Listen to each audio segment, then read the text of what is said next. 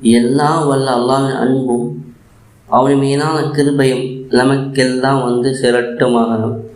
பிற அன்புக்குரிய அல்லாஹ்வின் நல்லடியார்களே, நபிய நாய் அவர்களை அதிகமாக மகிழ்ச்சிப்படுத்திய ஒரு சக்தி வாய்ந்த அமலை தெரிந்து கொள்வோம். ஒவ்வொருவருக்கும் தனிப்பட்ட ரீதியில் ஒவ்வொரு விடயங்களை செய்யும் போது மகிழ்ச்சி கிடைக்கும்.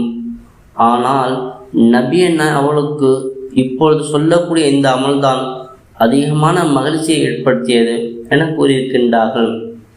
இந்த அமலை பற்றி அஹ்மத் 1435 ஹதீஸாக, நபிகள் நாயகம் அவருடைய வழிகாட்டுதல் அமலை நம்முடைய வாழ்க்கையிலும் நடைமுறைப்படுத்தி மகிழ்ச்சி அடைய முயற்சி செய்வோம்.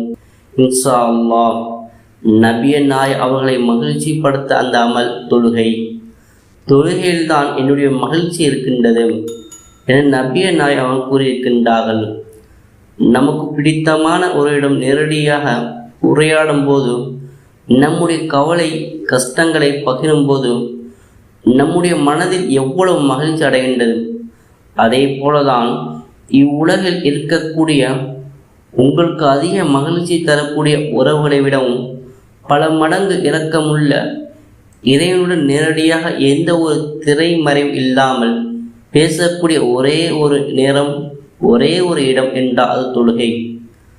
1000 கவலைகளை மனதில் தேங்கி இருந்தாலும் அந்த 1000 கவலைக்கும் ஒரே தீர்வு தொழுகைதான்.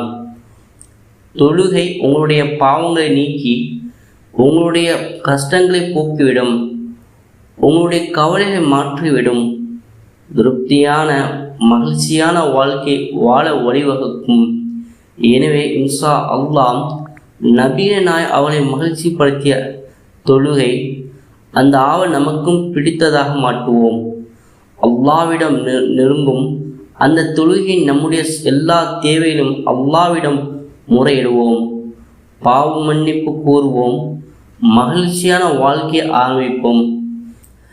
எல்லாம் வல்ல நாய அல்லாஹ் தஆலா நம் அனைவருக்கும் மகிழ்ச்சியான நிம்மதியான வாழ்க்கை ஏற்படுத்தி தருவானாக.